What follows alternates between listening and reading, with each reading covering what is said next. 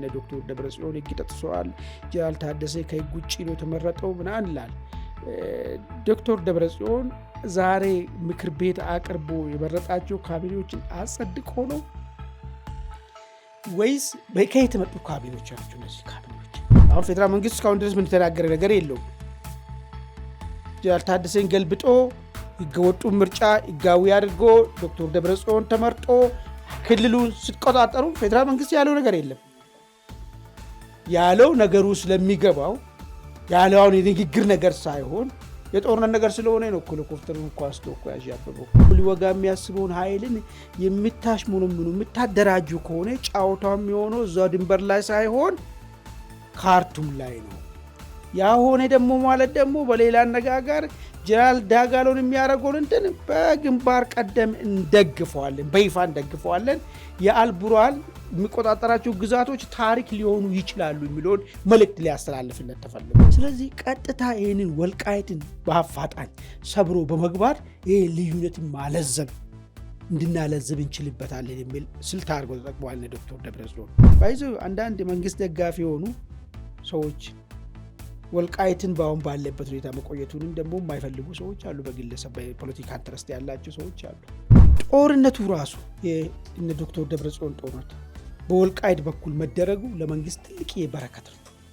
ሁሉ ጊዜ ከአፉ የሚወጣው የሚያስታርቅ ነገር ሳይሆን የሚያለያይ፣ ሁሉ ጊዜ ከአፉ የሚወጣው ኢትዮጵያ ማለት የተለያዩ አገሮች አንድ ላይ መጥቶ የፈጠሯት ነው እንጂ ምንም መስተጋብር የሌላቸውና ህዝቦች ጋራ ዕጣ ፈንታ እንደሌላቸው ሲናገር የኖረ ሰውዬ መጥቶ አሁን ዛሬ ስለ አንድነትና ስለ አገር መከላከል ቢያወራል ማን ይገዛዋል?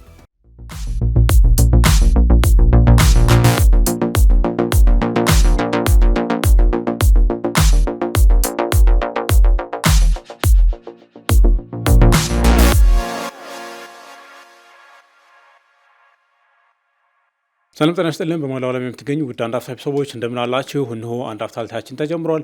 በቅድሚያ ዛሬው አንድ አፍታ ታየ የምንመለከታቸውን ጉዳዮች እናስተዋውቃቸው።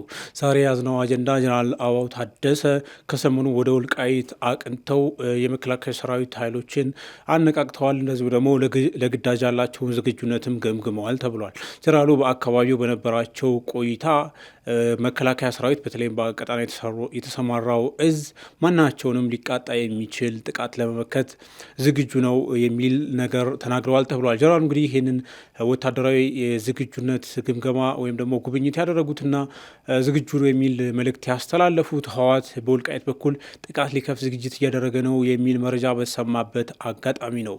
ከዚሁ ጋር በተገናኘ ህወሓት ከሰሞኑ ደብረጽዮን ገብረ ሚካኤልን ፕሬዚደንት አድርጎ ከመረጠ በኋላ የተለያዩ አካባቢዎች ላይ ኃይሉን እያንቀሳቀሰ ነው ተብሏል። የኃይሉ እንቅስቃሴ እንግዲህ በተለይም ደግሞ በአፋርና አማራ አዋሳኝ አካባቢዎች፣ በወልቃይት በኩል በአፋር አዋሳኝ በራያ አካባቢዎች ላይ እያንቀሳቀሰ ነው የሚል መረጃ ከወደ ትግራይ የወጡት መረጃዎች ያመላክታሉ። የጀነራል አበባው ወደ ወልቃይት ግንባር አቅንቶ የጦሩን የግዳጅ ዝግጁነት መገምገምና ለማንኛቸውም ጥቃት ዝግጁ ነን ማለታቸው ምን አንደምታ አለው? እንደዚሁም ደግሞ የህወሓት ጦር እንቅስቃሴስ ወዴት ያመራል? የፌዴራል መንግስቱ ምን አይነት እርምጃ ሊወስድ ይችላል? አሁናዊ ያለው ውጥረትስ ወዴት እያመራ ነው የሚለውን ጉዳይ እንነግራችኋለን። አብራችሁ እንድትቆዩ አክብሮት እንጋብዛለን። አማን እንደምን አለ? ሰላም ምርሽ እንዴት ነህ? መልካም። እንግዲህ ይህን ውይይት በምናደርግበት ሰዓት አንድ መረጃ ሰምተናል ከመቀሌ። ይኸው መረጃም ደብረጽዮን ገብረ ሚካኤል በይፋ የጀነራል ታደሰ ወረደን ቢሮ ተረክበዋል የሚል ነው። ካቢኔያቸውንም ሰብስበዋል የሚል መረጃ የትግራይ ቴሌቪዥን፣ ድምፅ ወያኔ፣ ወይን ያሉ ሚዲያዎች ዘግበዋል። እንደዚሁ ደግሞ የትግራይን ጉዳይ በቅርበት የሚከታተሉ ሌሎች ወገኖችም እንደዚሁ መረጃውን አቅርበዋል። ደብረጽዮን እንግዲህ ጀነራል ታደሰን በይፋ ከፕሬዚደንትነት አንስተው ወደ የደጀን ቢሮቸውን ከተረከቡ በኋላ ሰብስበውታል የተባለው ካቢኔ ስለመመረጡ ወይም ደግሞ የጀነራል ታደሰ ካቢኔ ስለመቀጠሉ በይፋ የተባለ ነገር የለም። ነገር ግን የሚዲያዎቹ ያሰራጩት ፎቶዎች ላይ የጀነራል ታደሰ ካቢኔ የነበሩ ምክትላቸውን አማኑኤልን ጨምሮ የተለያዩ የቢሮ ኃላፊዎችም ደብረጽዮን ካቢኔ ብለው ከሰበሰቧቸው ውስጥ ይገኙበታል። አማን ይህን ጉዳይ እስኪ በተወሰነ መልኩ ትኩስ ጉዳይ ስለሆነ እንመልከተውና ወደ ዋና ጉዳያችን እንገባለን። እንግዲህ ከሰሞኑ ደብረጽዮን ሲመረጡ ጀነራል ታደሰ እንግዲህ ቢሮዬን አለቅም የሚል ነገር ነበር። አሁን በይፋ ቢሮቸውን አስረክበዋል። ደብረጽዮን ደግሞ ካቢኔ ሰብስበዋል ተብሏል። ይመረጥ የታደሰ ይቀጥል ምንም የምናውቀው ነገር የለም። እንዴት ታየዋለህ ጉዳዩ? ጥሩ እንግዲህ የዶክተር ደብረጽዮን በህገ ወጡ ምርጫ ምክር ቤትን መልሶ መመረጣቸውን ተከትሎ የጀነራል ታደሰ ሁኔታ ምን ይሆናል የሚል አንዳንድ ሰዎች ጋር እንዲሁ ዝም ብሎ ጉንጭ አልፋ ክርክር እያነሳ ነበር። አንዳንድ ወገን ሁለት መንግስት ነው ያለው፣ የጀነራል ታደሰ መንግስትም አሁንም ቢሮ ይዞ እስካለ ድረስና ከሂደቱ ውጭ እስካልሆነ ድረስ እንደ መንግስት ይቆጠራል፣ ትግራይ በሁለት መንግስት እየተመራች ነው የሚል ነገር ሀሳብ የሚያነሱ ሰዎች ነበሩ። አሁን ዛሬ የወጣው ዜና ግን ይሄንን የሚያጠራና ጀነራል ታደሰ ቡድን ምንም አይነት ሚና እንደሌለው ሙሉ ለሙሉ የዶክተር ደብረጽዮን ቡድን ቢሮን መቆጣጠሩን የሚገልጽ ነገር ነው። እንግዲህ ይሄ አንድ ሜሴጅ አለው። ለምሳሌ አንዳንድ ሰዎች እነሱ እዛም ቢያምፁም ፌዴራል መንግስት የሰየመው አካል ዛሬም ቢሮ ይዞ ነው ያለው። ስለዚህ ፌዴራል መንግስት ያን ቢሮ ይዞ ያለው አካል ጋር ሆኖ ነገሮችን ለመቆጣጠር ይጥራል የሚል ነገር የማይመስል ትንተና የሚሰጡ ሰዎች አሉ። አሁን ግን ከዛሬ ጀምሮ ፌዴራል መንግስት ያስቀመጠው ሰው ቢሮ ውስጥም የለም፣ ያኛው ወገን ቢሮን ተቆጣጥሯል ማለት ነው። ይሄ ሂደቱን ምን ደረጃ ላይ እንደደረሰ የሚያሳይ ነው።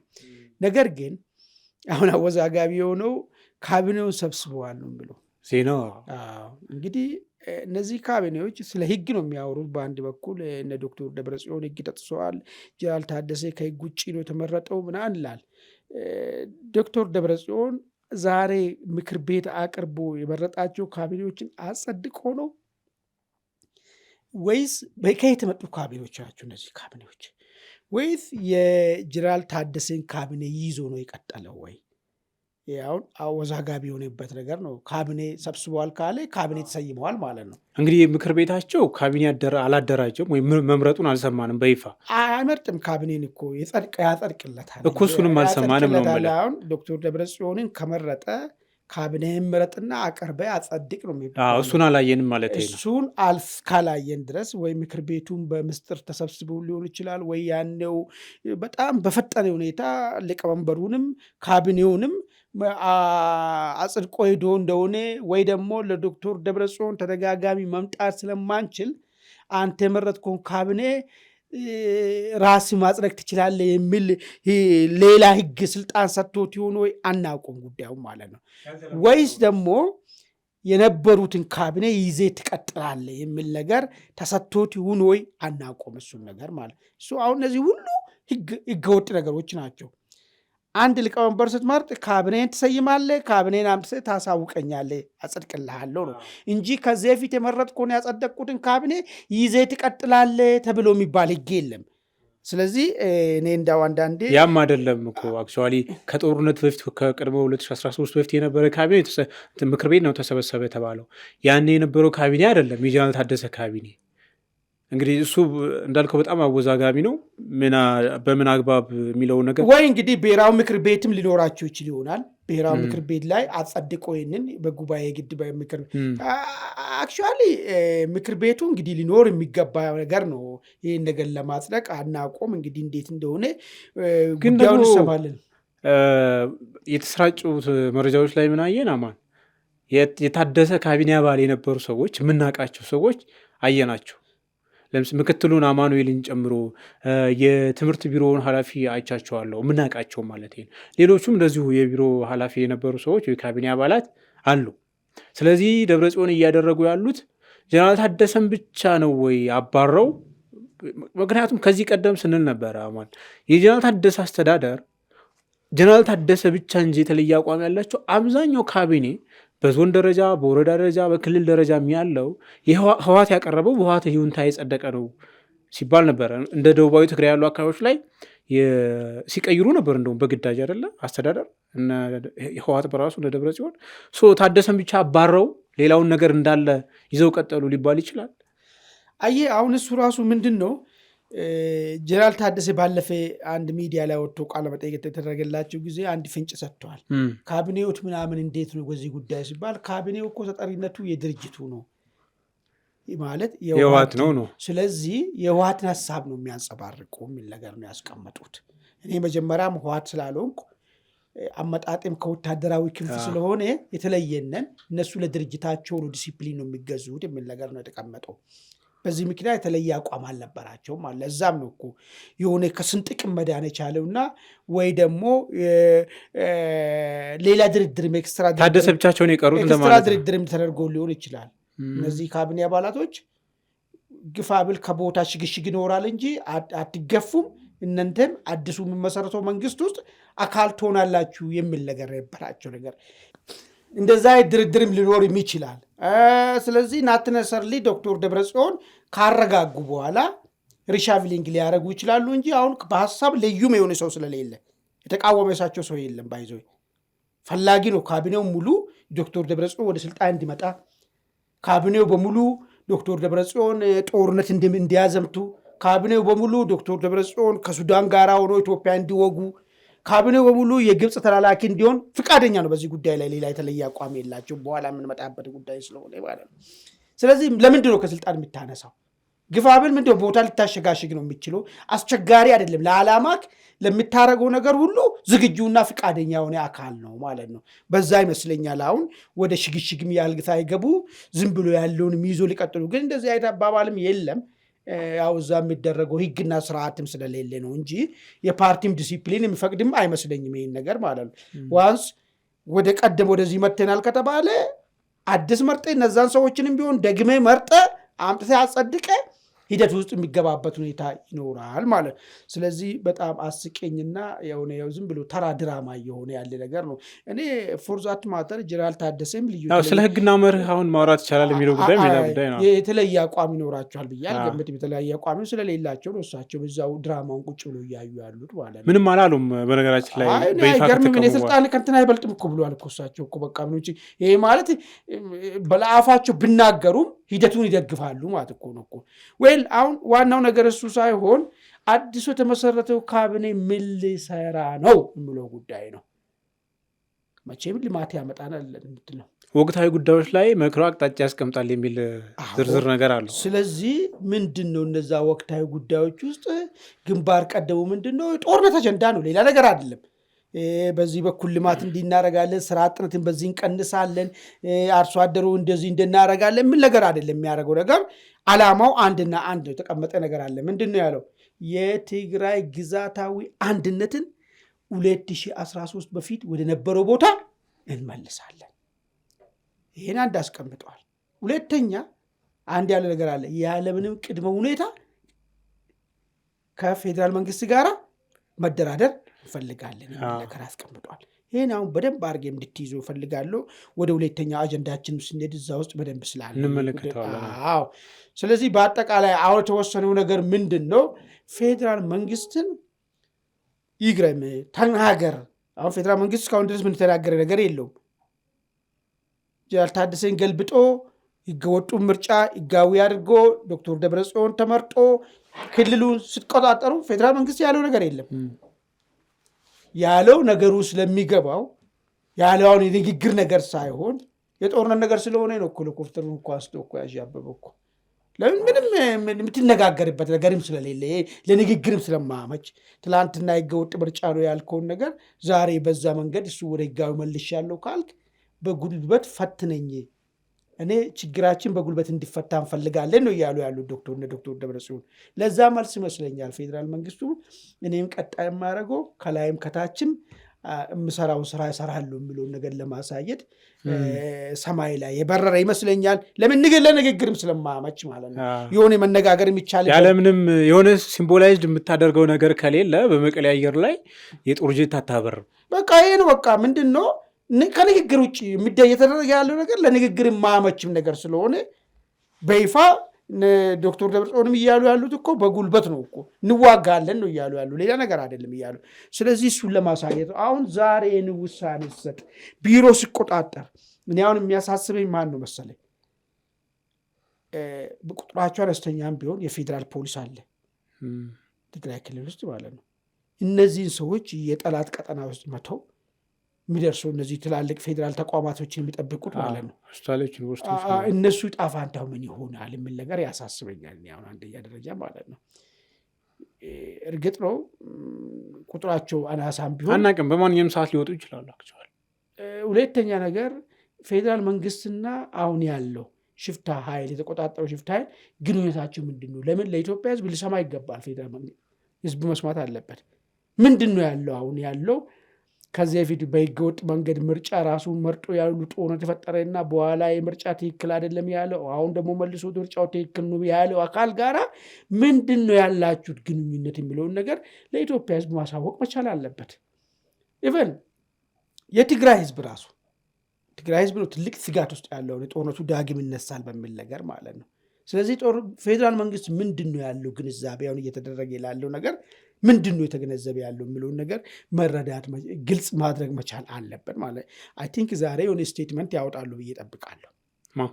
በፌዴራል መንግስት በኩል የሆነ ስቴትመንት ለዓለም አቀፍ የሚሆን ለኢትዮጵያ ህዝብ የሚሆን የሆነ ሜሴጅ መተላለፍ መቻል አለበት። አሁን እኮ ትግራይ ክልል የሚባለው አንድ የሆነ ህገወጥ ሽፍታ ቡድን ተቆጣጥሮታል ማለት ነው። ምንም አይነት ከፌዴራል መንግስት ጋር ህጋዊ ግንኙነት የሌለው አካል ማለት ነው። ክልል የሚያክል ነገር ቁጥጥሩ ስራ ውለዋል ማለት ነው። ስለዚህ ምንድን ነው የሚሆነው የሚለውን ነገር ማብራሪያ ሊሰጥበት የሚገባ ይመስለኛል ማለት ነው። መልካም ውድ ቤተሰቦቻችን ከዚሁ ጋር ወደ ተገናኙ ዋናው አጀንዳችን እንሸጋገራለን። እንግዲህ በህወሓትና ፌዴራል መንግስቱ መካከል ያለው ግንኙነት ለአንደኛ ለመጨረሻ ጊዜ ተበጥሷል የሚለው ነገር በይፋ ከተነገረ በኋላ በሁለቱም ኃይሎች በኩል የወታደራዊ ሞቢላይዜሽኖች እየታዩ ነው ተብሏል። በዚህ በኩል ደግሞ መከላከያ ምክትል ኢታማዦር ሹሙ ጀነራል አበባው ታደሰ ወደ ወልቃይት አቅንተው የዛ አካባቢ የሚንቀሳቀሰው መከላከያ ኃይል የግዳጅ ዝግጁነት ገምግመዋል። እንደዚህ ብለው ማናቸውም ሊቃጣ የሚችል ጥቃትን ለመመከት የሚያስችል ዝግጁነት አለን የሚል ነገር መልእክት አስተላልፈዋል። እንግዲህ ጀነራሉ ወደዛ አካባቢ ማቅናት ቲፒኤልኤፍ ወልቃይት አካባቢ ወይም ደግሞ ግዛት አስመልሳለሁ በሚለው እንቅስቃሴ እያደረገ ነው በሚል መረጃዎች እየተሰሙ ባሉበት ውጥረቶች ባየሉበት አጋጣሚ ነው ጀነራሉ ወደዛ ያቀኑትና ምን አንደምታ አለው የሚለውን ጉዳይ እንመልከት እስኪ። አማን የጀነራል አበባው ወደዛ አካባቢ ማቅናትና ከማቅናታቸውን በላይ ያስተላለፉት መልእክት በራሱ ትንሽ ለየት ያላል። አሁን እንግዲህ ጀነራል አበባው ለምንድን ነው ወደ ግንባር ሄዶ ያን መልእክት ያስተላለፉት የሚለውን ነገር ለማወቅ መጀመሪያ በቲፒኤልኤፍ በኩል ይሄ ህገወጡ ቡድን ስልጣን ከያዘ በኩል በኋላ ምንድን ነው እያደረገ ያለው ነገር የሚለውን ነገር እንየው። አንደኛ በዋይት እንደ ብላክ ግልጽ የሆነ መረጃ አስተላልፈዋል። ምን የሚል የዚህ አዲሱ መንግስት ዋና ዓላማ የትግራይ ግዛታዊ አንድነትን ከ2013 በፊት ወደ ነበረው መመለስ ነው የሚል ነገር አስቀምጠዋል። ይህ ማለት ነው ስለ ራያ አይደለም። ራያ ኦልሬዲ ኮማንድ ፖስት ነበረ ወጥቷል፣ ኦልሬዲ ተቆጣጥሯል። እሱ ነገር ጠለምትንም በከፊሉም ቢሆን ገብቶበታል። ትልቅ ዋና ጉዳይ ወልቃይት ላይ ያጠነጠነ ነው። ይሄ ዓላማችን ነው ብሎ ተናገሩ። ይህን ዓላማቸውን ደግሞ ተግባር ላይ ሊያውሉት ምንድን ነው የጀመሩት እንቅስቃሴ? በሁለት በኩል ጦርን እያስብ ወደ አካባቢ ቀጠናው እያስጠጉ ነው ያሉት። አንደኛው በዚህ በሽራሮ በኩል ሰራዊቱን ትናንትና ቀኑን ሙሉ ሲያንቀሳቅሱ ነው ዋሉት። ለጦርነቱ የሚሆነውን አስፈላጊ ግብዓቶችን እንደ ነዳጅ አይነት ነገሮችንም ሲያንቀሳቅሱ ነበር። ትናንትና ወደ ግንባር ሲያስጠጉ ነበር። እሱ ብቻ አይደለም፣ ጦርነቱን በሁለት ግንባር እንዲሁም በሶስት ግንባር የተባለ ነው ያለው ለመዋጋት የተራቀዱ በርካታ ቁጥር ያለው ሰራዊትን ጀነራል ሙዘሚን ነው የሚባለው እዚህ እንትን ያለው ሰውዬ አርሚ ሰባን የሚመራው ሰውዬ ማለት ነው። እሱ ጋር ሌላ ጦር ጭማሪ በዚህ በኦማጅር በኩል አድርጎ በኤርትራ አድርጎ በሐምዳይት አድርጎ እንዳስገቡ መረጃዎቹ ወጥቷል። በዛ በኩል ያለው ጦር ራሱን አደራጅቶ ወደ እንትን እየመጣ ነው ያለው ማለት ነው። በዛኛው ግንባር ያለው በሸረሪና እና በሐምዳይት በኩል ያለው ከሱዳን ጦር ጋር ተጨምሮ ወደዚህ እንዲገፋ፣ በዚህኛው በኩል ያለው ወልቃይትን ሰብሮ ከዛ ቁጥጥር ማድረግና ከ2013 በፊት ወደ ነበረው ቦታ የመመለስ ዓላማ ለማሳካት እንቅስቃሴዎች ተጀምረዋል ማለት። ይህ እንቅስቃሴ በተጀመረበት ሰዓት ነው እንግዲህ ምክትል ኢታማዦር ሹሙ ወደ ግንባር ላይ ብቅ ያሉት ማለት ነው። ምንድን ነው ደንም ጠላንም በዚህ ደረጃ ሰራዊቱን ለማነቃነቅ በሚካሄድበት ሁኔታ ምንድን ነው ማለት ነው የሆነ ግጭቱ የሳምንታት የቀናት ምናምን ነገር ይሆናል እንጂ ሊኖር እንደሚችል አመላካች ነው ማለት ነው። በሰራዊት ውስጥ በዚህ ደረጃ ማዕረግ ላይ ያለው ሰው በዚህ ደረጃ ስልጣን ላይ ያለው ሰው ተራ ግንባር ድረስ መጥቶ ሰራዊቱን እንዲነቃቃ ማድረግ ማለት ኦልሬዲ በዛ አካባቢ ላይ ጦርነቱ የመጀመር ዕድሉ በጣም ሰፊ መሆኑን ነው የምናየው ማለት ነው። ኦኬ ይሄ ከሆነ ቲፒኤልኤፍ ምንድን ነው እያሰበ ያለው? በሁለት ግንባር መዋጋቱ ግልጽ ነው። ከዛ ውጭስ ምንድን ነው እያደረጋቸው ያለው? አንድ መረጃ ትላንትና ወጥቷል። ትግራይ ላይ አስቸኳይ ጊዜ አዋጅ ሊያውጁ ነው። ምናልባት ከዚህ ካቢኔ በኋላ ልንሰማ እንችላለን። ሁኔታዎች እንዲያመቻቹለት አስቸኳይ ጊዜ አዋጅን አውጆ በዛ አስቸኳይ ጊዜ አዋጅ ጦርነቱን ለመጀመር አስበዋል ማለት ነው። ይህ ውሳኔ ለምን ተወሰነ ነው? አሁን ለምን በወልቃይትን ሰብሮ መግባት ወይ ደግሞ ወልቃይት ላይ በሁለቱ በኩል ለመዋጋት ለምን ወሰኑ ህወሓቶች የሚለውን ነገር ማየቱ ጠቃሚ ይመስለኛል። አንደኛው ጦርነቱን ቀጠናዊ ለማድረግ ነው። ልክ እዚህ ባለፈ ሱዳንና አልቡራንና ኢትዮጵያ መንግስት እየተካሰሱ ነው ታውቃለህ። ካርቱምን ተመቷል፣ ፖርቱ እንትኑ ካርቱም ተመቷል የሚል ነገር ክስ እየቀረበ ነው ያለው። በዛ አይን ያልመታውን መታች የሚል ነገር ላይ አምባሳደራቸው ሁሉ ይጠሩ ነው ያሉት። አምባሳደር ጠራ ማለት ከዚህ ሀገር ጋር ኦልሬዲ ወዳጃዊ ነገርን አቁመሃል ማለት ነው። ጠላትነት ሙሉ ጠላትነት ነው ማለት ነው። በቃ ሪሌሽንን አቋርጠሃል ማለት አምባሳደር ያ በሁለቱም ኢትዮጵያም ሪስፖንስ ሰጥቷል። የጸረ ኢትዮጵያ ኃይሎች መሰብሰቢያ ሆኗል ሱዳን ያለ። አዎ ኢትዮጵያው ምንድን ነው ይህን ነገር ሲያደርግ ምናልባት ምን አስቦ ነው የሚለውን ነገር ልታስብ ትችላለህ። ሱዳንን ነገሩ በዛ በኩል ተዙሮ በጀርባ በኩል ኢትዮጵያን ለመውጋት መታሰቡ የከፋ ዋጋ ሊያስከፍላት እንደሚችል ሜሴጅም ጭምር ይመስለኛል። እዛ ውስጥ የምታደርጉትን አርሚ ሰባ የሚባለውን በዚህ በኤርትራ የተሸረሸረ መጥቶ በዛ በኩል አድርጎ ሊወጋ የሚያስበውን ኃይልን የምታሽ ምኑ የምታደራጁ ከሆነ ጫወታው የሚሆነው እዛ ድንበር ላይ ሳይሆን ካርቱም ላይ ነው። ያ ሆነ ደግሞ ማለት ደግሞ በሌላ አነጋገር ጀነራል ዳጋሎን የሚያደርገውን እንትን በግንባር ቀደም እንደግፈዋለን፣ በይፋ እንደግፈዋለን። የአልቡራን የሚቆጣጠራቸው ግዛቶች ታሪክ ሊሆኑ ይችላሉ የሚለውን መልእክት ሊያስተላልፍለት ተፈልጎ ነው ማለት ነው። አንድ ለሱዳን ማለት ነው። ሁለተኛ ይሄንን ውሳኔ ለምን ወሰደ ቲፒኤልኤፍ? አንዱ ቀጠናዊ ለማድረግ ነው ብያለሁ። ምንድን ነው ሱዳን ያለበት፣ ከሱዳን ጀርባ ግብፅ አለች። ግብፅ ሰምታለ ካርቱም ሲመታ ወጣ ምን አይነት መግለጫ እንደሰጠች ማለት ነው። በሐምዳይት በኩል ደግሞ እዚህ በሁመራ ማለት ነው በሐምዳይት በኩልም የሻዕቢያ ሰራዊት እያኮበኮበ ነው ያለው። የሻዕቢያ ሰራዊት ግን ይቀጥላል አይቀጥልም እሱ ሌላ ጉዳይ ነው። ሌላ ፋክተር አነሳለሁ ላይቀጥል የሚችልበት ነገር ግን የታሰበው እንደው በሶስቱ መንገድ አድርጎ ቀጠናዊ ለማድረግ ታስበዋል ማለት። ሁለተኛ በመቀሌ የሚገኙትን ጦር መሪዎች መካከል ልዩነት ተፈጥሯል። ሰምቴ እንደሆነ አላቅም። ምንድን ነው ይህን ዶክተር ደብረጽዮን ከተመረጡ በኋላ እንዋጋ ብንዋጋ የባሰ ዋጋ እንከፍላለን፣ አይቅርብን፣ አይ ችግር የለም ብናረግ ችግር የለም ምናምን የሚል ነገር ወጥቷል። ስለዚህ ቀጥታ ይህንን ወልቃይትን በአፋጣኝ ሰብሮ በመግባት ይህ ልዩነትን ማለዘብ እንድናለዘብ እንችልበታለን የሚል ስልት አድርገው ተጠቅመዋል ዶክተር ደብረጽዮን። እሱ ብቻ አይደለም፣ ወልቃይትን ካስመለስ ነው ሀራ መሬት ላይ ብሎ አምጾ የሄደው ሰራዊት 50% በላይ በራሱ ጊዜ መጥቶ ወደ ቲዲኤፍ ይመለሳል የሚልም ካልኩሌሽን ሰርተዋል። ለዚህ ምክንያት ነው። በሶስተኝነት ደረጃ የውጭ ኃይሎች መፈንጫ እናደርገዋለን። ቦታውን ታውቃለህ እንግዲህ ያን ቦታ በውሃት ቁጥጥር ወይ ደግሞ የጦርነት ቀጠና ከሆነ ሱዳን አለች፣ በዛ በኩል ከሱዳን ጀርባ ግብፅ አለ፣ እነ ኤርትራ አሉ። ስለዚህ ያንን ቦታ እንዳለ የሌላ አገር ከነሱ ጀርባ ደግሞ ሌላ ኢንተረስት ያላችሁ ደግሞ አሉ እንደነ ሳውዲ አይነት ማለት ነው። ያን ቦታ ትርምስ መሬት በማድረግና ኢትዮጵያ መንግስት የሚቆጣጠረው ሳይሆን የውጭ ኃይሎች የሚፈነጩበት ሁሉም መጥቶ ልክ አሁን ሱዳን ውስጥ እንደሚደረገው አይነት ነገር ማድረጊያ ቦታ እናደርጋለን የሚል አቋም ይዞ ነው። ሌላኛው ግን ዲፋክቶ ስቴትን ዲክሌር ለማድረግ ይጠቅመናል የሚል ነገር ነው። ምንድን ነው ያን ወልቃይትን ሰብሬን ከገባም በኋላ በቀላሉ ከፌዴራል መንግስት ጋር ባጀት ከላከልን ላከልን፣ ባጀት ብቻ ነው የሚያገናኘን። ባጀት የማይልክም ደግሞ ከሆነ በሆነ ያጋጠ ባለው ነገሮች እንትኖችን በመጠቀም ሌሎች አጋዥ ሀገራቶችን በመጠቀም ይህንን መንገድ ተጠቅመን ማንኛውም ነገር ከውጭ እያገኘን ራሳችን የቻልን አገር ነን ብለን ዲክላር እናደርጋለን የሚል ሀሳብ ተይዞ ነው ማለት ነው። ህወሓት በዚህ ግንባር ዘመቻ ምን ያመጣል? ይሄ ነው እንግዲህ የታስቦ ነው። በዚህ ግንባር ላይ ጦርነት ዘመቻ ለመክፈት ታስበው ምን ሊያመጣ ይችላል? ልሳካ ይችላል ወይስ ላይሳካ አይችልም የሚለውን ነገር ማየቱ ጠቃሚ ይመስለኛል። አንደኛ ቅድም እንዳልኩ ጦርነቱን በቀላሉ ቀጠናዊ ለማድረግ ይህ ግንባር ወሳኝ ነገር ነው። እዚህ በራያ በኩል ብትዋጋ ቀጠናዊ አታደርግም ጦርነቱን። ስለዚህ ህዝባል ቀጠናዊ ይሏል ማለት። ሁለተኛ አዲስ ፖለቲካ አስተላለፍ ይፈጥራል።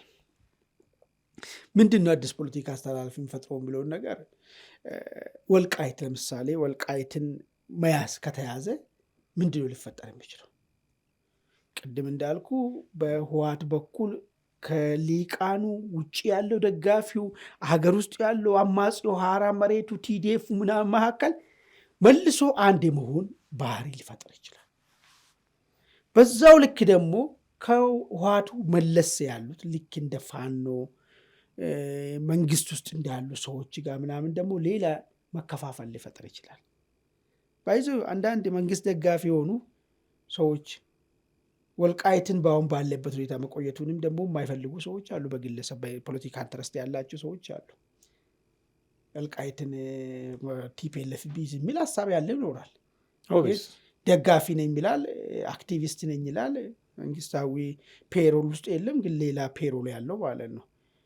ያው ብዙ ነገር ስላለ እዚህ ሀገር ውስጥ ማለት እንደዚ አይቱ አሁን ምን ችግር አለው ቢሄድ ወልቃይት እንዳውም የትግራይ ወደ ትግራይ ብካለል ይሻላል የሚል ከራሱ ፖለቲካል ኢንተረስት አንጻር እንደዛ የሚደግፍ ሊኖሩ ይችላል።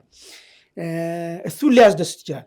በአንጻሩ ደግሞ መንግስትን ለመውጋድ መሳሪያ ይዞ የወጣ ለምሳሌ ተከዜ ዘብ ቢገፋና የወልቃይት ህዝብ መልሶ በቲፒኤልኤፍ ባርነት ስር ቢወድቅ ይህንንማ ቁም ያላዩም በሚል ነገር የፋኖንም ትግል ትቶ ከመንግስት ጋር ሆኖ ይህንን ሊወጋ የሚችል ደግሞ በርካታ ቁጥር ይፈጠራል። ስለዚህ ፋኖ አካባቢ ክራክ ይፈጥራል። መንግስት ጋር መንግስት ደጋፊ ነን የሚሉ ሰዎች ጋር ክራክ ሊፈጥር ይችላል ማለት ነው። አስተላለፉ ይፈጥራል ማለት ነው። ሌላ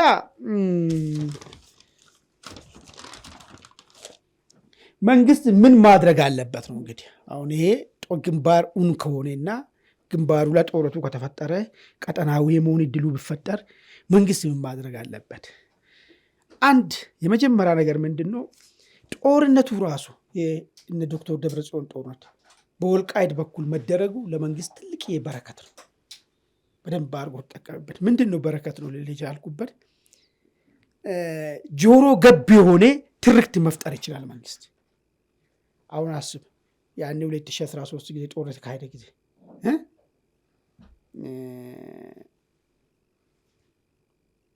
ትልቁ ነገር የነበረው ነገር ምንድን ነው? ሰሜን ዕዝ ላይ ያ ነገር በተኛበት መፈጸሙ። ሁለተኛ ነገር ቲፒኤልኤፍ በዚህ ሀገር ፖለቲካ ውስጥ የፈጠረ መዓትን ለዚህ ለፈጠረው ነገር እንኳን አግባብ ያለው ተጠያቂነት ሳይፈጠር ቲፒኤልኤፍ ወደዛ መሄዱ አግባብ ያለው ተጠያቂ መፈጠር አለበት የሚል ቁጭት አለው። በሶስተኛ ደረጃ ቲፒኤልኤፍ ጥሎብን የሄደው ብሔርተኝነት፣ ዘረኝነት ምን ያህል ያንገሸገሸው ህዝብ ሁሉ ይሄ ሀሳብ ይቀበራል የሚል ህልም ነበረው። እነዚህ ሁሉ ኮሙኒቲቭ አንድ ላይ ሆኖ ነው ትርክ ተፈጥሮለት ዘመቻውን ተሳታፊ ሁሉም ኢትዮጵያዊ ድል የተደረገበት ነገር። አሁን እሱን ነገር መልሰ ብታመጣ ያስኬዳል ወይ? የተለየ ሲቹዌሽን ተፈጠረ፣ ብዙ ነገር ስለተፈጠረ። ስለዚህ አሁን በወልቃይት ቲፒኤልኤፍ ወረራ መክፈቱ ለመንግስት ግን አድቫንቴጅ ይፈጥርለታል። ምንድን ነው? አንደኛ ይህንን የተፈጠረውን ነገር ማለት ነው ከፓትሪዮቲክ ፊሊንግ ጋር አልታገናኝ ትችላለህ። ለምን ቅድም እንዳልኩ ያን ቦታ የጦር ቀጠና ነው የሚሆነው። በማንም ኃይሎች መጥቶ ማንም ኢትዮጵያ ጠላቶች መጥቶ የሚፈነጩበት ቦታ ነው የሚሆነው። እሱን ነገር መልሴ በዛ ደረጃ ትርክት ልትፈጥር ትችላለህ። ግን ይህንን የምትፈጥረውን ትርክት ለራሱ አሁን ያሉት ሜዳ ላይ ያሉት ፕሮፓጋንዲስቶች ማሳካት ይችላሉ ወይ የሚል ደግሞ ሌላ ነገር ነው የምታመጣው። ለምን ሞስት ኦፍ ሀገራዊ አንድነት ማስጠበቅ ነው። ወረራ እንደተመጣብኝ ነው የምትናገረው። ነገር ግን ከሀገራዊ አንድነት በላይ በብሔር ፍቅራቸው ያበዱ ሰዎች ናቸው ፕሮፓጋንዲስቶች ተብሎ ተኮልኩሎ ያሉት። እነሱ ሰዎች አሁን ይህን ነገር መጫወት ይችላሉ ወይ? ወይስ ተቀያሪ ፕሮፓጋንዲስት ልትከራይ ትችላለህ? መንግስት ማለት ተቀያሪ ያለው ወይ? ለምን አሁን ዝም ብለ ትላንትና በጣም የራሱን ብሔር እያሽሙንሙን ሌላውን ብሔር ሲሳደብ ኖረ። ሁሉ ጊዜ ከአፉ የሚወጣው የሚያስታርቅ ነገር ሳይሆን የሚያለያይ፣ ሁሉ ጊዜ ከአፉ የሚወጣው ኢትዮጵያ ማለት የተለያዩ አገሮች አንድ ላይ መጥቶ የፈጠሯት ነው እንጂ ምንም መስተጋብር የሌላቸውና ህዝቦች ጋራ ዕጣ ፈንታ እንደሌላቸው ሲናገር ኖረ ሰውዬ መጥቶ አሁን ዛሬ ስለ አንድነትና ስለ አገር መከላከል ቢያወራል ማን ይገዛዋል? ያሉ ፕሮፓጋንዲስቶች በአብዛኛው እንደዛ ስለሆኑ ጥቂት የሆኑ ስለ ሀገራዊ አንድነት እንደሚለው አሉ። ግን መድረኩ ላይ ሁሉ ቦታ ላይ የሚገኙ ተጋባዦቹ፣ ደጋሾቹ ኖቹ እንደዛ አይነት ሰዎች ናቸው በአብዛኛው ማለት ነው። አሁን እነዚህን ሰዎችን ይዘ ስለ ሀገራዊ አንድነት እንዴት ነው የሚያወሩት? እነዚህ ሰዎች የሚቀላቸው የሚያውቁት እሱን ስለሆነ ማለት ነው። የሚያውቁት ኢትዮጵያ ማለት ኢምፓየር እንደሆነች፣ ኢትዮጵያ ማለት አንዳንዶቹ ቅኝ ግዥም ነው ሊሉም ይችላሉ። የሚገርም ነገር በደንብ ይባላል። እንደዛ ነው ሰዎች አሁን መጥቶ ይሄን የተፈጠረውን በረከትን ተጠቅሞ ስለ ሀገራዊ አንድነት ሊያወሩ የሚችሉበት ከአቂሙ እውቀቱ አላቸው ወይ የሚለውን ስለዚህ ወይስ ሌላ ተቀያሪ ፕሮፓጋንዲስት ደግሞ አለ ወይ ቤንች የያዙት ነገር አለ ወይ ብለህ ጥያቄ ታመጣለህና ነገር ግን እዛ አካባቢ ነገር መፈጠሩ ባይድ ሰልፍ ለመንግስት ትልቅ በረከት ነበር። እሱን እንዴት ያስኬዳል አላውቁም። ሌላ የሱዳን በሂደቱ ውስጥ መግባቱ ቅድም እንዳልኩ ፓትሪዮቲክ ፊሊንግን ለመቀስቀስ ተጠቅሞበታል። ለምን ሀገራዊ አንድነት ልቡ የሚገዛው ሰው ሱዳን ወልቃይት ጋር ገባ፣ ወለጋ ገባ፣ ሐረር ገባ፣ ጎጃም ገባ፣ ለሱ እኩል የሆነ ስሜት ስላሉ ያሁሉ ቦታዎች ቅድም ላልኩ ፕሮፓጋንዲስቶች ግን እኩል አይደለም፣ ስሜት አይደለም ያላቸው፣ መሬቶቹ እኩል አይደለም። ስለዚህ ይሄንን እድልን መጠቀም የምንችልበት ሁኔታዎች ሊኖሩ ይችሉ ነበር። ግን እኔ አሁን ባለው ሁኔታ አላቆም። እንግዲህ ተረዳኝን ነገር ነው የሚናገሩ ነገር ማለት ነው። እንግዲህ አሁን አንተ ካልከው ጋር ደግሞ የሚሄድ ነገር አይተናል። ጀላላባው ወደ ወልቃይት አቅንተዋል።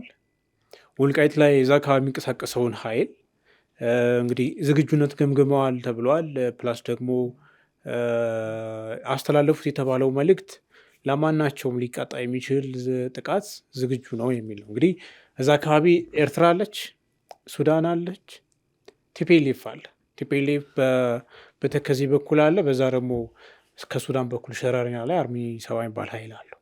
በዚህ ሁሉ ኃይል ከባ ውስጥ ያለች ቀጠና ናት ወልቃይት እና እዛ ጋር ሄደው እንደ አይነት መልእክት ማስተላለፋቸው በራሱ መንግስት ምንድን ነው እያሰበ ያለው ወይስ ደግሞ በማንቻው መንገድ ላይ ነው ያለው? ቲፒኤልኤፍ ሞቢላይዝ እያደረገ ነው ወታደራዊ እንቅስቃሴውን። እንግዲህ ፌዴራል መንግስቱም በመቀሌም በጦር ጀት ሲያስስ ዝም ብሎ አይደለም። የድሮን ቅኝቶች አሉ፣ በአወሳኞች የወታደራዊ እንቅስቃሴዎች አሉ የሚሉ መረጃዎች ይሰማሉ። እና ከነዚህ ሁኔታዎች አንጻር ነገሩ ወዴት ነው ሊያመራ ይችላል ብለህ የምታስበው? በመንግስት በኩል ምን አይነት እርምጃ ሊወሰድ ይችላል? ጥሩ እንግዲህ ጦርነቱ መከሰቱ የማይቀር ጉዳይ ነው። ከሆነ ምንድን ነው ሊሆን የሚችለው የሚለውን ነገር ነው። አንደኛ በመንግስት በኩል ከቻለ ማለት ነው ጦርነቱ እንዳይፈጠር ማድረግ ነው እኔ ማስበው። ምን ማለት ነው? ጉዳዩን በድርድር ለመያዝ መሞከር። ለምን መሰለኝ ጦርነትን መጨረሻ አማራጭ ማድረግ። ለምን ዲዛስትሪየስ ነው የሚሆነው? እውነቱን ልንገርህና ዝም ብሎ ተነካክተን ምናምን የምንሄደው ነገር መቼ ይቋጫል የሚል ነገርም አናውቁም። ስለዚህ ጦርነቱን የማይሆንበት ሁኔታን መቆጣጠርና ጉዳዩን ለመያዝ መሞከሩ በጣም ጠቃሚ ይመስለኛል። ሁለተኛ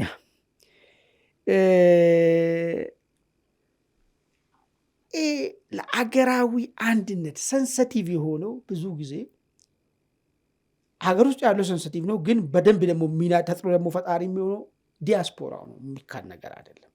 ለምን አሁን አንተ እዚህ ነው በዘረኝነት የምታብደው እንጂ አሜሪካ የኖርክ የት ነህ ስትባል አም ፍሮም ኢትዮጵያ ትላለህ አይደል? የተወሰነ እንትን አለው የለህም እንደዚህ ነገር ስሜቱ ይኖረዋል። ለምን እዛ ብሔርን አጠራማ ያንስብሃል እኔ ከንትን ነኝ ብለህ የማይታወቁን አጠራም። ስለዚህ በእርግጥ የብሔር ሞመንቶችም አሉ የለም አይደለም፣ ኮሌክቲቭ እንትኑ ግን ይኖራል። ስለዚህ ዲያስፖራው ዘንድ ማነሳሳትን ለመፍጠር መሞከር ለምን መሰለኝ ይችላሉ።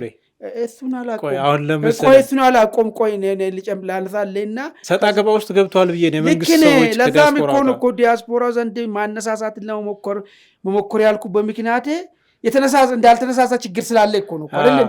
ይሄን ማነሳሳት መሞከር ያለብህ ምክንያቱ ምንድን ነው? ጦርነቱ መሀል ነገ ብዙ ነገር ነው ያለው። ዓለም አቀፉ ጫና ሊፈጠር ይችላል። ህዝቡ ቆራጥ ሆኖ ሀገራዊ አንድነቱ እንዲጠብቅ ሊያነሳሳል የሚችል በአንድ ድምፅ እሱ ነው። የኢትዮጵያ ፖለቲካ በደንብ ፖለቲካውን ለሚያውቁት ዝም ብሎ ፖለቲካ ማለት ምን ታመጣለህ ለሚለው ላይገባ ይችላል። እኛ ሆነን ምን ለሚለው እንደዚህ አይደለም። የሰሜን አሜሪካ ነጸብራቅ ነው ኢትዮጵያ ፖለቲካ። ይሄን ማመን አለብህ። በቃ ሰሜን አሜሪካ ላይ ድጋፍ ያላገኘ ብዙ ቻሌንጅ ይገጥመዋል። እዚህ ዝም ብለህ ብታሰልፍም ባታሰልፍም ብትልም ለምን እዚህ ያለውን ሰው ልቡንም ማግኘቱ ትንሽ ይከብዳል። ለምን ነፃ አሁን የገለልተኛ ላይ በሆነ ነው ተጽዕኖ ሊፈጥር የሚችል ኃይል ነው እንትን የሚለው ነገር ማለት ነው። ስለዚህ እንደዚህ አይነት ነገሮችን እዛ አካባቢ ያለውን ሰው ማነሳሳትና ድጋፍ ማግኘቱ ውጤታማ የሚሆንበት ሁኔታ ነው ያለው። ያንን ግን ማድረግ ፌል ካረኮ ቅሬታዎች ሊኖሩ ይችላሉ። እሱም በምን ታክማለህ? ለምሳሌ ሀገራዊ መግባባቶችን በመፍጠር ቅሬታ ያላቸውን ሰዎችን ማለዘብ ይቻላል። ይሄ አሁን ቀላል ነገር አይደለም። ቅድም እንኳን በጠቀስኩ ፊት ለፊት በምታየው 3 ሀገራቶች ናቸው እጃቸውን የሚነክሩት። ይህን ቅሬታ ይዘ እኔ ብቻ ምናምን ብለህ የምትፈታው ነገር አይደለም። ገብቶሃል? ከነሱ ሀገራት ጀርባ ደግሞ ስንት ሀገር አለ ብለህ ማሰብ ነው ያለብን። ስለዚህ እዚህ ያለውን ቅሬታ ለመፍታት መግባባን ለመፍጠር መሞከር አለብህ። ለምሳሌ ከአማጽያን ጋር ድርድር ጄኑን ድርድር ማድረግ፣ የህዝብ ቅሬታዎችን ህዝብን ብሶት ውስጥ የከተቱ ነገር ህዝብ እናውቀው የለ እንዴ እኮ 2007 እኮ 100% እኮ ወያኔን እኮ መርጦ እኮ 2008 እኮ ኦሮሚያ ሜዳዎች ሁሉ የጎዳና ሁሉ የአመፅ አደባባይ ነው። ህዝብን ፈርቶኝም የገዛው ነው ወዶኝ ነው ብለህ ውስጡን ማወቅ መቻል አለብህ። በተለይ በደንብ አድርጌ ማለት ነው። ዝም ብሎ የተከፋ ህዝብ ምኑ ጋር እንደሚፈጠርብህ አታውቀውም። ቅሬታ አለ ብለህ የምታስበውን ነገር ለማለዘብ መሄድ መቻል አለብህ። ምን ይመጣል የሚባል አማርኛ እኔ ይመጣል። ምን ይመጣል አልወድም እኔ። አንዳንዱ ልቡ ያበጠ ሰው ምን ይመጣል ይላል። ምንም አይመጣል። ምን ይመጣል የሚባል ጦርነት አለ። ምን ይመጣል የሚባል ነገር ይመጣል። ችግር ይመጣል። ምን ይመጣል አይባልም። ቅሬታ አለ ብለህ የምታስበውን ቀስ ብለህ እያሰብክ ያንን ቂም የቋጠረው ልብ እንትን ማድረግ መቻል አለብህ የሚል ነገር ነው ያለኝ። ሌላ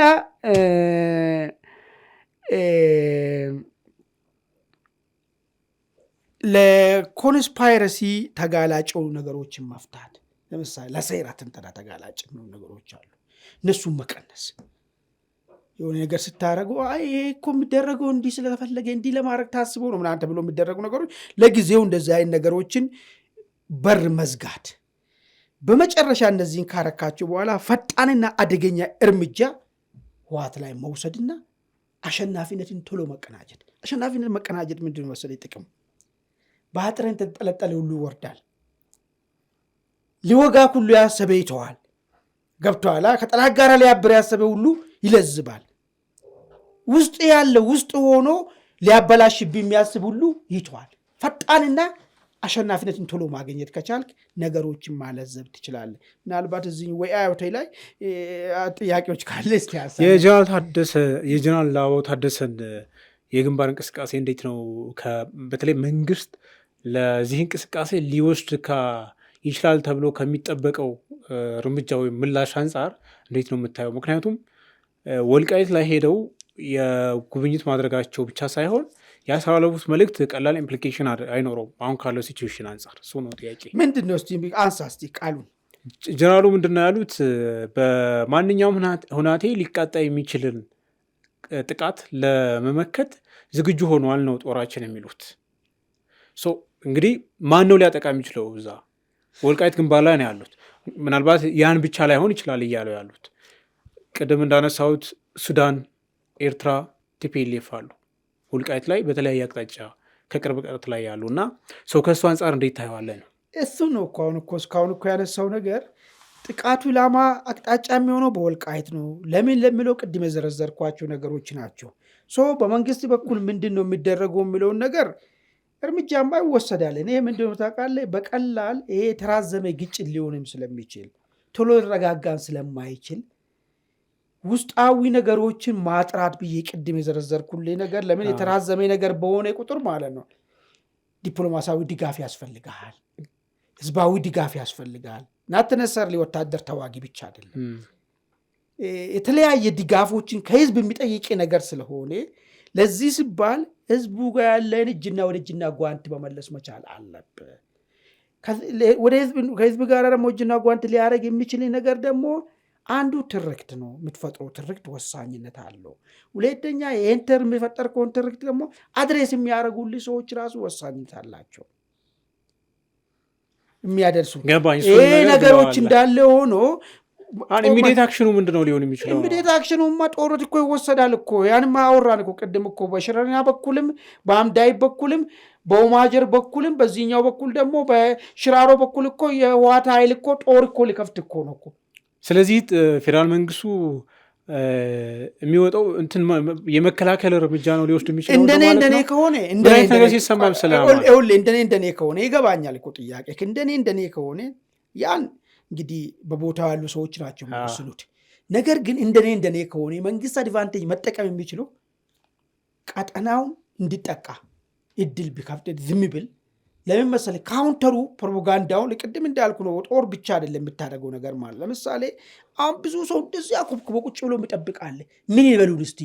ትላንትና እንደዛ አድርገን ተዋግተን ተፋልመን ቲፒኤልኤፍን መደምሰስ እየቻለ ዝም ብሎ ጥሎ መጡ ምን ነግሩን ምን አንድ አኩብኩቦ የሚጠብቅ ሰው አለ። የሚገርም ነገር ማለት ነው።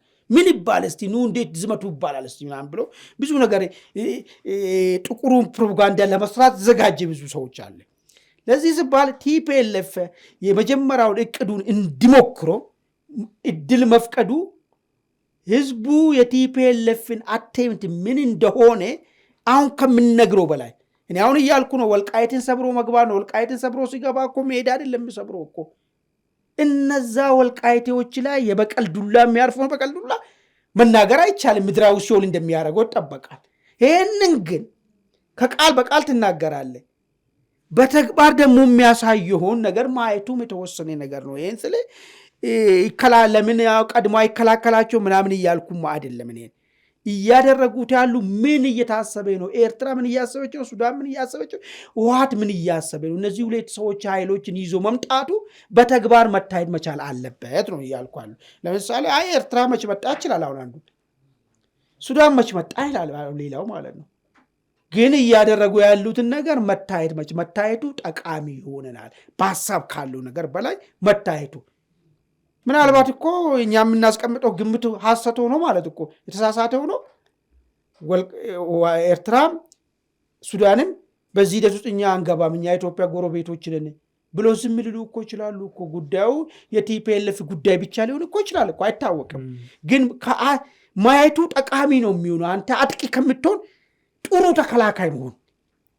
ጥሩ ተከላካይ መሆኑም ጠቃሚ ነገር ነው የሚሆነው ነገር ማለት። ለምን አንደኛ የእንትን በላይነት ታገኛለህ፣ የዲፕሎማሲ በላይነት ታገኛለህ። ሁለተኛ ለምትዋጋው ጦርነቱ ጀስት ዋር ነው በቃ። ምንድን ነው ኮዝ ይኖራል ለምን እንደምትዋጋ ነገር ማለት። ይህ እንደዚህ አይነት ነገሮችን ይጠቅማል። ለዛ ነው ጥሩ ተከላካይ መሆኑ የተሻለ ነገር ነው። ካልሆነ ወደ ጦርነቱ ባይገባ የተሻለ ነገር ነው። በድርድር የሚቋጭበት ሁኔታ ቢፈጠር ቲፒኤልኤፍ እያለ ነው እንግዲህ ፕሪቶሪያ ስምምነት ኦልሬዲ አክትሟል። ከሆነም አዲስ ድርድር ነው ሊሆን የሚችለው። ምክንያቱም ኦልሬዲ ምንም ቲፒኤልኤፍ ከዚህ በኋላ በዛ ሊዳኛችሁም ራሱ ያንን ቀልብሶ ወደ ቀድሞ አስተዳደር ስለተመለሰ ስቴትመንትም አውጥቷል። ውጭ ጉዳይ ሚኒስቴር በሰጠው ከሱዳን ጋር በተገናኘ ክስ ለማንኛውም ዊዛውት ኤኒ ፕሪኮንዲሽን ለድርድር ዝግጁ ነው ብሏል። አሁን ሊደራደሩ ይችላሉ። ምናልባት ዲፕሎማቲክ ኮሚሽን ሊሞክር ይችላል። ሊደራደሩ አሁን እኮ እንዳውቃለህ ቲፒኤልኤፍ ምናልባት ወደ ጊዜያዊ አስተዳደሩ መልሶ ከዛ ጊዜያዊ አስተዳደሩ ላይ ያለውን ጥያቄና በፕሪቶሪያ ፍሬም ውስጥ እንነጋገር የሚል ነገር ቢመጣ ድርድሩ ጠቃሚ ይመስለኛል። ምንም ነገር ተይዘው ቢመጣ ማለት ነው። ኢንክሉዲ የቲፒኤልኤፍ የሚባል ፓርቲን እውቅና ማመለስ ሲሆን ሌላ ነገሮችንም ጨምሮ የመደራደሪያ ነጥቦችን ይዞ ቢመጣ ማለት መነጋገሩ አይከፋም። አሁን ግን እኮ ቲፒኤልኤፍ ጎረቤት አገር ነኝ የሚለው ነገር ጋር ነው እየሄደ እኮ ያለው እኮ። ይሄንን እኔ በዚያ ለመደራደሩ እያልኳለሁ። እዚህ ሳይደርስ እዚህማ ከደረሰ እኮ ምን እኮ የሀገር አንድነት ማስጠበቅ የመንግስት ወይ ምናምን ጉዳይ እኔም አንተም ግዴታ ነው እኮ የሀገርን አንድነትን ማስጠበቁ ጉዳይ ማለት ነው እንጂ ሀገር ሲገነጣጠል ሀገር እንትን ስል ቁሙ ማየት ግን አይቻልም። ይሄ ፖለቲካም አይደለም።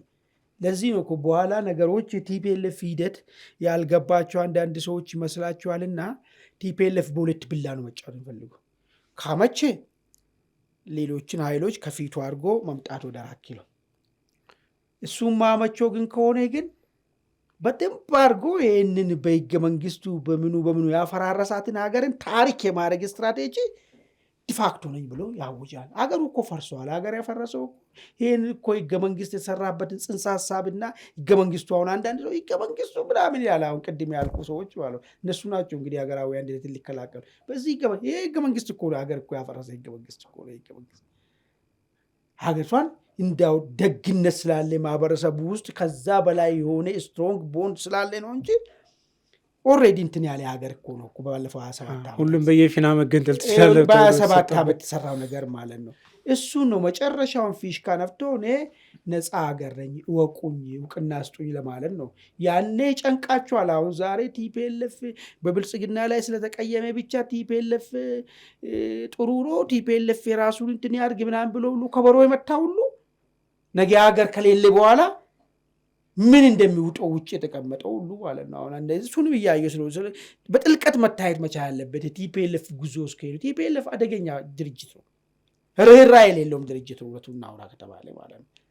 ሊያፈርሶም ይችላል ሀገሪቷን አፍርሷልም። ፕራክቲካሊ እኮ ምንም ችግር እኮ የለውም እኮ። ስለዚህ አሁንም ይሄን ነገር ሊያደርግ ስለሚችል ሁላችንም ጥንቃቄ ይሄ ሀገር መቀጠል ነው መፍረስ ዝም ብሎ ቢፈርስስ ምን ችግር አለ ከሚሉ ሰዎች ጋር ሆነ ሀገርን ለማስቀጠል ነው የምንሰራው ብሎን ስራ አይቻልም። እንደዚህ አይነት ነገር ሌላው ደግሞ የደነዘ ነው። አሁን ብሎ በምናምኑም የደነዘ ከደብረ ጽዮን ጋር ወደፊት የሚል